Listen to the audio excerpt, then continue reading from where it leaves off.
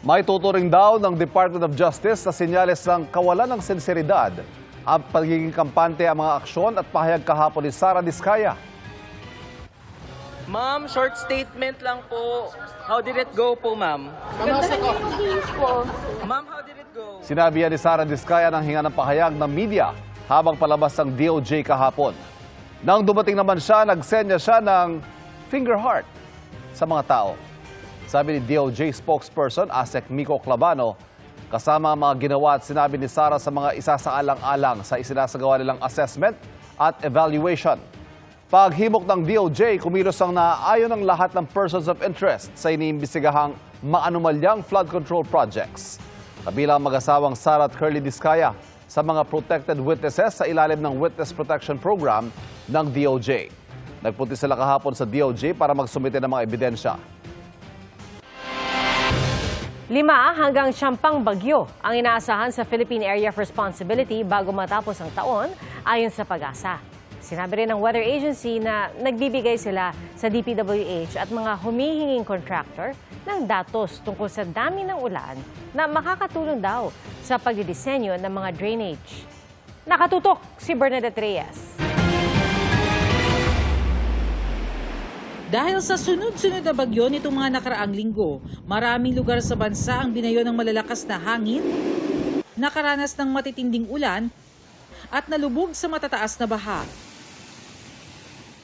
Ngayong taon, 15 bagyo na ang pumasok sa Philippine Area of Responsibility, tig-5 noong Agosto at ngayong Setyembre. Sa nanalabing 3 buwan ng taon, 5 hanggang 9 na tropical cyclones pa ang maaaring pumasok sa PAR. Batay sa historical data, kadalasan mga lugar sa Visayas at Mindanao ang posibleng naaapektuhan nito. Nagla-landfall o tumatawid rin sa lupa ang mga ito.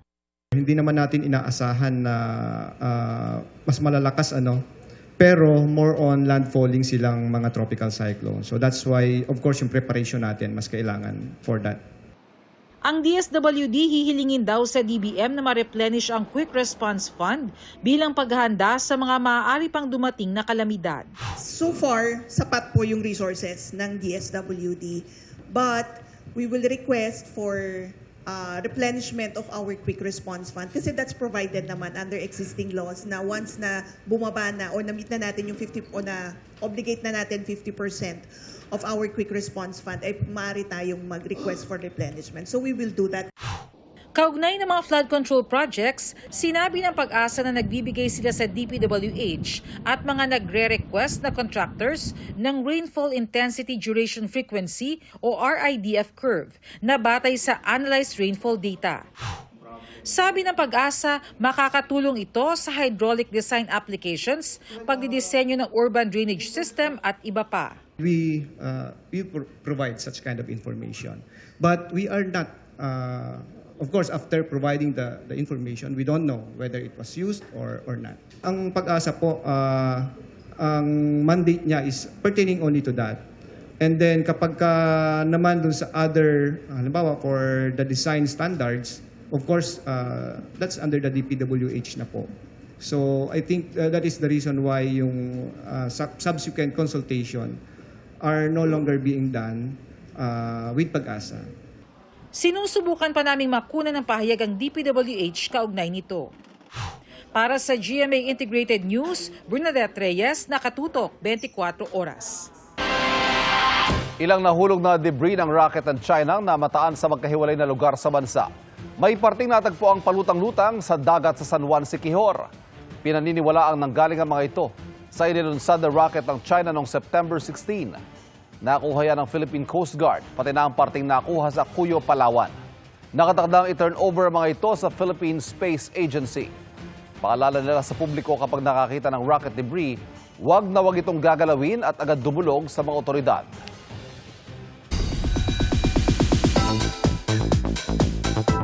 Quick chikahan tayo mga kapuso. Selena Gomez is now Mrs. Benny Blanco. Sa IG post, ibinahagi ng singer-actress ang snaps ng kanilang intimate wedding just this Saturday. May upcoming projects sina sparkle artist Sanya Lopez at award-winning actor Elijah Canlas.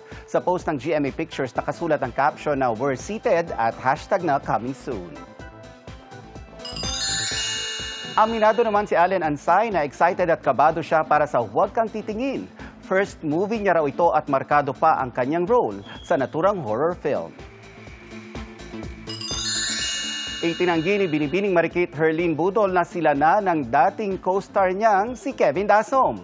Gusto raw muna niyang ituloy ni Kevin ang panliligaw nito bago niya sagutin. Pinahinto ng riding in tandem ang dumaang rider na yan sa Jose Abad Santos Avenue sa Dasmariñas, Cavite. At maya-maya, may isang kasamahan pa ng riding in tandem ang lumapit at tinutukan ng baril ang biktima. Walang nagawa ang biktima at ibinigay na sa mga kawatan ang kanyang motorsiklo. Patuloy ang backtracking ng Dasmariñas Police sa mga nakatakas na suspect. Sa kabila ng paulit-ulit na operasyon ng MMDA kontra sa gabal sa kalsada sa Chino Rosas Extension sa Taguig, may mga namataan pa rin nakaparada roon kahapon. At sa pag-ikot ng GMA Integrated News, may mga sasakyang nakaparada sa gilid ng kalsada. At kabilang po dyan ang mga pribadong sasakyan, pampasaherong jeep at mga truck. Sa tapat ng isang vulcanizing shop, may mga motorsiklong nakaparada. Meron ding closed van na nakahinto sa tapat ng isang junk shop. At may mga tricycle ding nakapila malapit sa palengke. Wala namang nakaparada sa tapat ng police station pero may mga sasakyan at motorsiklong nakaparada sa bangketa roon. Sinusubukan namin makuha ang pahayag ng Taguig LGU pero wala pa silang tugon. 3 araw na lang, opisyal na magbubukas ang NCAA Season 101. Bago yan, nagpasiklab sa kanilang pep rally ang Colegio de San Juan de Letran at University of Perpetual Health System Delta sa Las Piñas. Nakatutok si Martin Javier.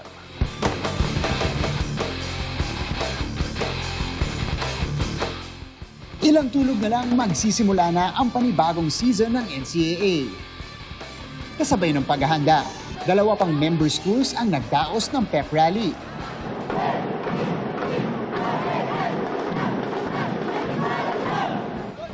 Festive ang pep rally ng Colegio de San Juan de Letran. Big boost daw ang pep rally na ito para sa Knights na unang sasabak sa basketball tournament. Sobrang support nila sa amin at iba yung expectation nila sa amin ngayong season. And dadali namin yun at magiging inspiration namin sa pagkamit ng aming pangarap. We expect them to still continue the Arriba spirit. Our teams are learning from these experiences, these successes. Yung 101 belongs to Letran. Sa gym naman ng University of Perpetual Health System Delta sa Las Piñas. Dumalo sa pep rally ang teams mula sa iba't ibang sport. Excited silang salubungin ang Season 101. Nakasabay rin ang pagdiriwang ng anniversary. There's a saying that everything you touch will turn to gold. So this year, as we celebrate our 50th anniversary, I believe our players are ready to go for the gold. Confident but not too confident. Ano lang, nasa level lang kami na game at a time. Tsaka sobrang excited kasi madaming pumasok from juniors. Para sa GMA Integrated News, ako si Martin Javier, nakatutok 24 oras.